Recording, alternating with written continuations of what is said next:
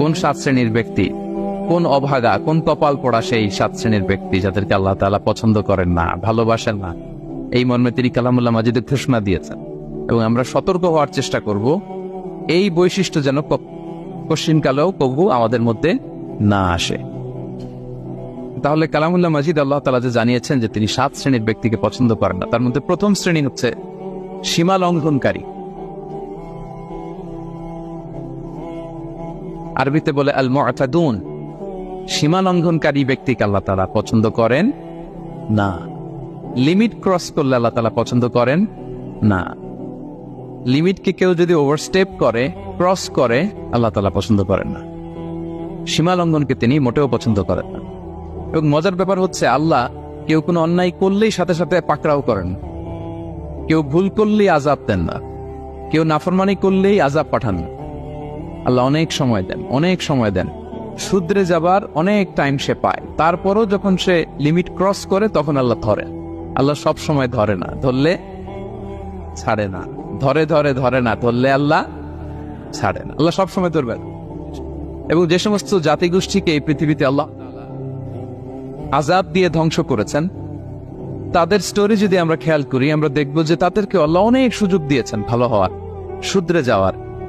কিন্তু তারা আল্লাহর আদেশ অমান্য করতে করতে করতে করতে যখন লিমিট ক্রস করে ফেলছে, একটা সবকিছুর একটা লিমিট থাকে, কি বলেন? We all should know all limits. আপনাকে জানতে হবে যে আপনি কতটুকু পর্যন্ত করতে পারবেন, কতটুকু আপনার সীমানা। You should know your limit. এই লিমিটটা আপনার জানতে হবে। তারা যখন লিমিট ক্রস করেছে আল্লাহ আযাব দিত। আপনারা সামুদ জাতির নাম শুনেছেন?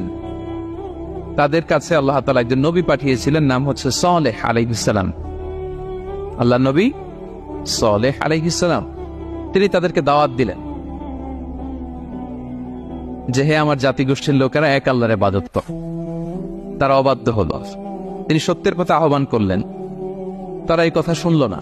একটার পর একটা আল্লাহর পায়গাম আসে, তারা অবাধ্য হয়, তারা অবাধ্য হয়, তারা আল্লাহ তাআলার আদেশকে মানে না। সবশেষে সামুদ গোত্র, তারা আবার খুব শক্তিশালী ছিল। তারা পাহাড় কেটে আর্কিটেকচার করে, ডিজাইন করে কিভাবে আবাসন তৈরি করতে হয় পাহাড়ি এলাকায়, মাউন্টেইন এলাকায় কিভাবে আবাসন তৈরি করতে হয়, এটার ব্যাপারে এক্সপার্ট ছিল। তো তারা সালেহ আলাইহিস সালামকে বলল, সালেহ তুমি পাগল, তুমি জাদুকর, তুমি যে আল্লাহর কথা বলছো আমরা মানবো এক শর্তে, যদি এই পাহাড়ের ভেতর থেকে 10 মাস গর্ভধারিণী একটা ওট যদি বের করে আনতে পারো, এমন একটা শি ক্যামেল ওট যদি বের করে আনতে পারো, যেই ওটের পেটের ভেতরে একটা বাচ্চা থাকবে এবং ওটটা পাহাড় থেকে বের হয়েই বাচ্চা ভূমিষ্ঠ করবে, এরপরে ওটের দুধ যেন আমরা খেতে পারি, তুমি যদি এইটা দেখাইতে পারো তাইলে বুঝবো তুমি সত্য নবী। দোয়া করলেন, আল্লাহ আমার এই জাতি সামুদ, তারা তো চেয়েছে যে পাথর ভেতর থেকে যদি একটা ওট বেরোয়, ওট যদি বাচ্চা দেয় আর দুধ দেয়, তাহলে তারা তোমাকে মেনে নেবে। আল্লাহ তুমি মেহেরবানি করে এই মিরাকেল, এই মুআজিজা তুমি তাদের দেখিয়ে দাও। আল্লাহ তাআলা দোয়া কবুল করলেন। হাজার হাজার মানুষের সামনে চাক্ষুষ দিবালোকের মুহূর্তে পাথর ভেঙে একটা উট বেরিয়ে এলো বিশাল আকৃতির, এবং 10 মাস গর্ভধারিণী উট, সাথে সাথে এই উট বেরিয়ে বাচ্চা প্রসব করল, এবং সাথে সাথে এই ওলান থেকে উটের দুধ বেরোতে লাগলো। হাজার হাজার লোক এটার ওলান থেকে দুধ নিয়ে তারা তৃপ্ত হলে। আচ্ছা, এই মুহূর্তে তাদের কি করা উচিত ছিল বলেন তো? আশহাদু আল্লা ইলাহা ইল্লাল্লাহ ওয়া আশহাদু আন্না মুহাম্মাদুর রাসূলুল্লাহ ওয়া আশহাদু আন্না সালিহান নাবিয়্যুল্লাহ, এটা পড়া দরকার ছিল না? ছিল না? দরকার ছিল। কিন্তু তারা একের পর এক গোয়ার তুমি করতে করতে করতে করতে চাক্ষুষ দিনের বেলা এত বড় একটা মুআজিজা দেখার পরেও তারা অস্বীকার করল। সাল্লাল্লাহু আলাইহি ওয়াসাল্লাম বললেন, তোমরা তোমাদের ওয়াদা পূরণ করো। তারা বলল, তুমি বড্ড বড় জাদুকর, তুমি যেন তেন জাদুকর না, তুমি পাহাড়ের ভেতরে জাদু ঢুকাই ফেলছো। কি মনে হয় তারা লিমিট ক্রস করে ফেলছে না? এবার ক্রস করছে না? তারা সীমা লঙ্ঘন করে ফেলেছে। দে ক্রসড দেয়ার লিমিট। এবার তো আর ছাড় দেয়া যায় না, কারণ আমি আপনাদের বলেছি শুরুতে যে আল্লাহ সব সময় ধরে না, কিন্তু যখন ধরে ছাড়ে না। আযাব চলে আসলো। কি আযাব? আর্থকোয়েক, রাজফা, পুরো ভূখণ্ড কেঁপে উঠলো। কেঁপে ওঠার সাথে সাথে সব মাটিতে পড়ে গেল। 2 নাম্বার আসলো সাউন্ড ওয়েভ, শব্দ নিনাদ, প্রচন্ড শব্দ তরঙ্গ। জিবরাইল আলাইহিস সালাম ওই এলাকার উপরে এসে এমন জোরে চিৎকার মারলেন, ওই চিৎকারে সামুদ গোত্রের প্রতিটি লোক কানের পর্দা ফেটে মুহূর্তের মধ্যে লাশ হয়ে জমিনে পড়ে রইল, because they cross their limit. তারা তাদের লিমিট ক্রস করেছে। আর যারা লিমিট ক্রস করে, যারা সীমা লঙ্ঘন করে, তাদেরকে আল্লাহ তাআলা পছন্দ করেন না। আপনারা লূত আলাইহিস সালামের নাম শুনেছেন? উনি আল্লাহর একজন নবী ছিলেন। ওনাকে আল্লাহ তাআলা জর্ডান, বর্তমানে যে জর্ডান দেশ আছে, সেখানে পাঠিয়েছিলেন। একটা কমিউনিটি ছিল সাদুম কমিউনিটি। ওই সাদুম কমিউনিটিতে তিনি এসেছিলেন। তিনিও দাওয়াত দিলেন, ইয়া কওমি ইবুদুল্লাহ মা লাকুম মিন ইলাহিন গায়রু, হে আমার কওমের লোকেরা, আল্লাহর ইবাদত করো, আল্লাহকে মেনে নাও। ওরা অস্বীকৃতি জানালো। সত্যের পথে আহ্বান করলেন, অস্বীকৃতি জানালো। ওদের পাশ দিয়ে ক্যারাভেন যেত, কাফেলার লোকেরা ডাকাতি করত। ডাকাতির শাস্তির ব্যাপারে তিনি ভয় দেখালেন, তারা নিবৃত্ত হলো না। এমনকি তারা সমলিঙ্গের প্রতি যৌন আকর্ষণ বোধ করতো না, আউযুবিল্লাহ। হোমোসেক্সুয়ালিটি, এখন একটা গ্রুপ আছে দেখবেন, যে রংধনু নিয়ে মিষ্টি মিষ্টি কথা শোনায় বিশ্বব্যাপী। তাদের সাইন হচ্ছে রংধনু, রেইনবো। তারা ছেলেতে ছেলেতে বিয়ে, মেয়েতে মেয়েতে বিয়ে, এটাকে প্রমোট করে, নাউযুবিল্লাহি মিন যালিক। আমাদের এই মুসলিম সমাজে যেন এই আবর্জনা প্রবেশ করতে না পারে, আমাদেরকে সচেতন থাকতে হবে, ঠিক কিনা? এই সাদুম কমিউনিটির একটা বদ অভ্যাস ছিল, তারা ছেলেতে ছেলেতে বিয়ে করত, পুরুষে পুরুষে। আল্লাহ নবী লূত আলাইহিস সালাম তাদেরকে বুঝালেন যে পৃথিবীতে কেউ এই পাপ কাজ করেনি। প্রাণীদের মধ্য থেকেও একটা পুরুষ প্রাণীর প্রতি আকৃষ্ট হয় না। তোমরা আশরাফুল মাখলুকাত হয়ে কিভাবে এই কাজ করো? তোমরা থামো। তিনি নানা ভাবে হৃদয় নিংড়ানো ভাষা দিয়ে দাওয়াত দিলেন, কিন্তু তারা মানল না। তারা এই পাপ কাজ করতেই লাগলো। আল্লাহ তাআলা ফেরেশতা পাঠিয়েছিলেন ওনার কাছে পুরুষের আকৃতিতে। তারা এই আল্লাহর পাঠানো ফেরেশতাদের সাথে এই অপকর্ম করার প্ল্যান করেছিল। তারা মনে করেছিল সাধারণ মানুষ, আসলে এগুলো ছিল কি? আল্লাহর ফেরেশতা। তো আল্লাহর ফেরেশতার সাথে যেহেতু এরকম পাপ কাজের চিন্তা করেছে, তার মানে দে ক্রস দেয়ার লিমিট। কি বলেন? সীমা লঙ্ঘন করে ফেলছে। আযাব, পানিশমেন্ট তাদের জন্য অবধারিত হয়েছে। আল্লাহ তাআলা শাস্তি দিলেন। কি শাস্তি দিলেন? সিম্পল। জিবরাইল আলাইহিস সালাম এসে পুরো শহরটাকে উঠাইয়া উল্টায় ফেলে দিলেন। আল জাযাউ মিন জিনসিল আমাল, যে যেরকম পাপ করে তার শাস্তি এরকম। ওরাও স্বাভাবিক মানুষের যে নেচার, এটার উল্টায় ফেলছে। কি বলেন? পুরুষ আকৃষ্ট হবে, সেক্সুয়াল অ্যাট্রাকশন ফিল করবে নারীর প্রতি, নারী পুরুষের প্রতি। এই যে নেচারকে ওরা উল্টাইছে না, আল্লাহকে তোদের শহরটারে উল্টাই দিলাম।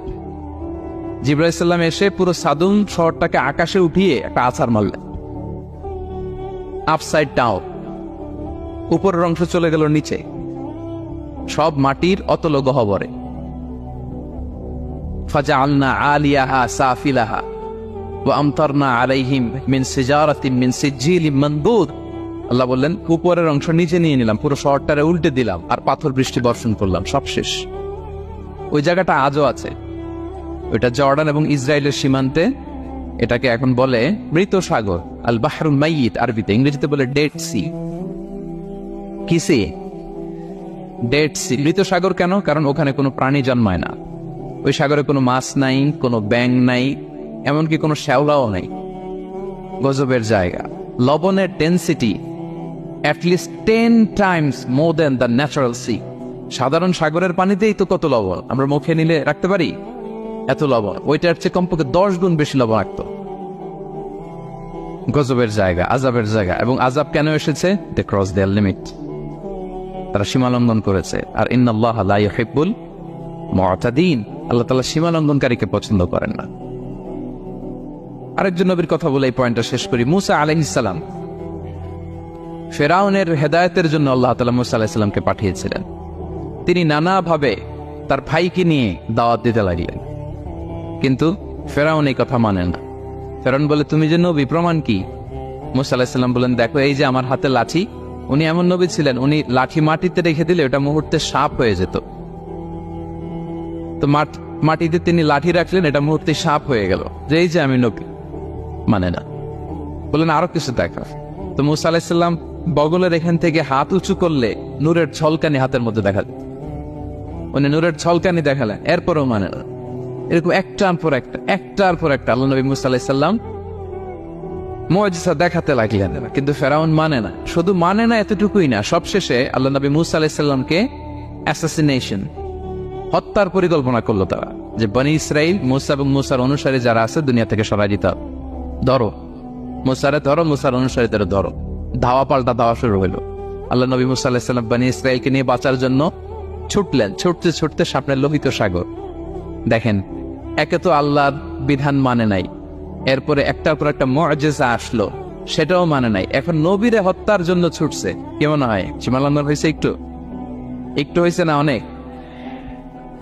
আল্লাহ বললেন ফাআগরাকনাল আখারিন, আমি মুসা এবং বনি ইসরাইলকে বাঁচাই দিলাম, ফেরাউন সহ তার দলবলকে সাগরে ডুবায় মারলাম। শুধু ডুবাই মারে নাই, আল্লাহ বলে ফালইয়াউমা নুনাজ্জিকা বিবাদানিকা লিতাকুনা লিমান খালফাকা আয়া।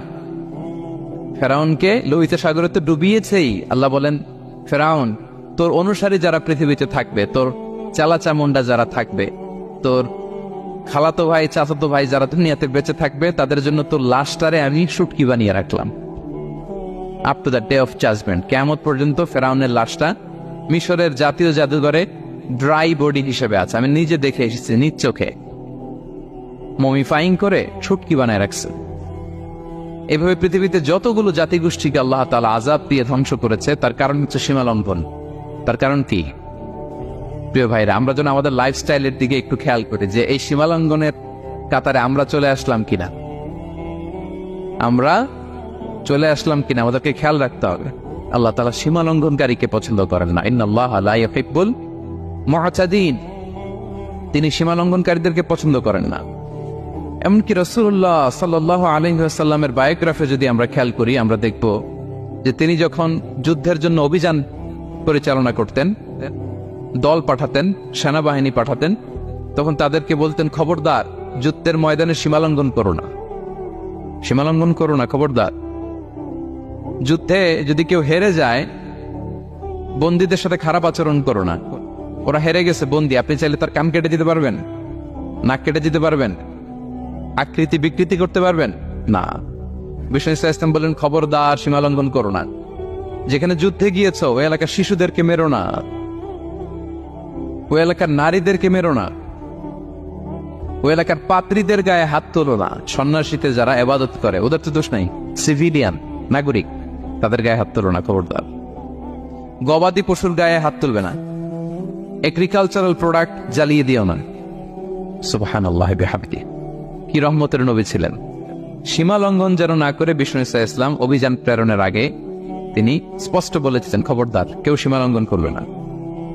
যারা তোমাদের বিরুদ্ধে অস্ত্র তোলেনি তাদের বিরুদ্ধে অস্ত্র তোলা যাবে না, কারণ ইন্নাল্লাহা লা ইউহিব্বুল মুআতাদিন, আল্লাহ তাআলা সীমা লঙ্ঘনকে পছন্দ করেন না। প্রিয় ভাইরা, তাহলে যে 7 শ্রেণীর ব্যক্তিকে আল্লাহ তাআলা পছন্দ করেন না, তার প্রথমটা আমরা জেনে গেলাম। তারা কারা? সীমা লঙ্ঘনকারী। আমি কিন্তু প্রায় এরকম জিজ্ঞেস করব এবং সবশেষে আপনাদেরকে নিয়ে রিভাইজ করব। তাহলে 1 নম্বরে আমরা পেলাম তারা কারা। মেহেরবানি করে সবাই বলবেন একসাথে, তারা কারা? তারা সীমা লঙ্ঘনকারী, তারা তাদের লিমিট ক্রস করে, তাদেরকে আল্লাহ তাআলা পছন্দ করে না। সো আমরা আমাদের লাইফের সাথে একটু মিলিয়ে নিই যে আমরা আমাদের পুরো ক্ষেত্রে সীমা লঙ্ঘন করি কিনা একটু খেয়াল করেন। আমার যে দায়িত্ব আছে, আমি কি সীমা লঙ্ঘন করি কিনা? আমার স্ত্রী আমার দায়িত্বে, তার সাথে সীমা লঙ্ঘন করি কিনা? আমার ভাতিজা ভাতিজি অনেকের আছে ইয়াতিম, তার বাবা মারা গেছে, তার সব সম্পত্তির দায়ভার আমার উপর দেয়া, আমি ওইখানে তাকে ঠিকঠাক মতো সব দেই কিনা, সীমা লঙ্ঘন করি কিনা? হ্যাঁ, ক্ষমতা পেলে সীমা লঙ্ঘন করি কিনা? কি মনে হয়, আমরা ক্ষমতা পেলে সীমা লঙ্ঘন করি কিনা? হ্যাঁ, করে করে। হ্যাঁ, মানে যেইখানে ডাক্তারের কাছে যেয়ে বলে, ডাক্তার সাহেব আমার এইখানে ফোড়া, সারা দেহের যেই কোনো জায়গায় ধরতে পারেন, এইখানে ধরেন না, তো এইখানে না ধরলে ভালো হবে? ফোড়া যেইখানে, ট্রিটমেন্ট তো ওইখানে দিতে হবে, কি বলেন?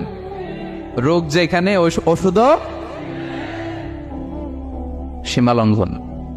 দায়িত্ব পেলে আমরা সীমা লঙ্ঘন করি।